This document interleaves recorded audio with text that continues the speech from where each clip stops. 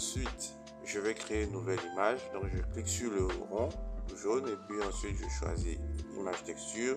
Je vais lui donner un nom, color help. Et puis ensuite, je vais laisser les trucs par défaut. Comme là, c'est juste un petit tuto, juste pour vous montrer comment ça marche. Après ça, maintenant, je vais choisir le matériel. Je pense que je choisis le matériel. Voilà, je prends. Ensuite, je vois que ma texture est apparue, tout est bon. Je vais faire un test pour voir si ça fonctionne. Je vais peindre. Déjà, pour contrôler la taille du pinceau, en mode Paint, c'est F.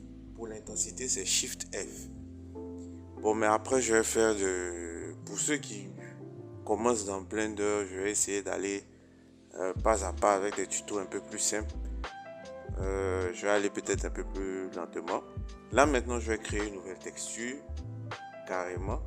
Je vais sélectionner l'image de la feuille que j'ai téléchargée.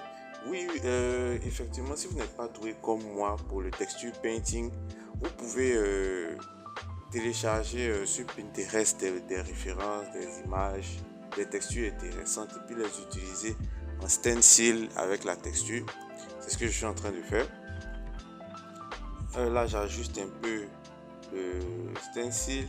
Vous voyez, ça se fait avec CTRL clic droit ou Shift ou Alt clic droit. Je crois que voilà, je vais peindre un peu. Je pense que c'est bon. Maintenant, je vais venir vers le centre et puis je vais désactiver la symétrie pour dessiner la tige du milieu. Voilà. Je pense que c'est bon. Maintenant, une fois que c'est fait, on a notre texture là qui est déjà pas mal.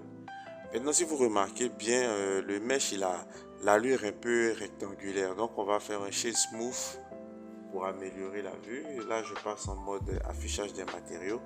Bon, moi, ma version de Blender sur ma machine a un petit souci. Je pense que ça doit être dû à ma carte graphique qui n'est pas trop bonne.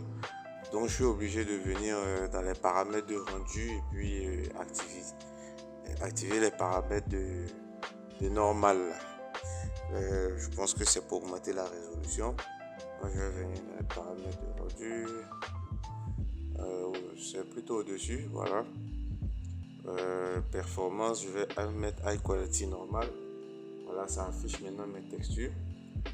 Et là, maintenant, à partir de là, je vais sauvegarder. Il ne faut pas oublier aussi de faire ça, sauvegarder l'image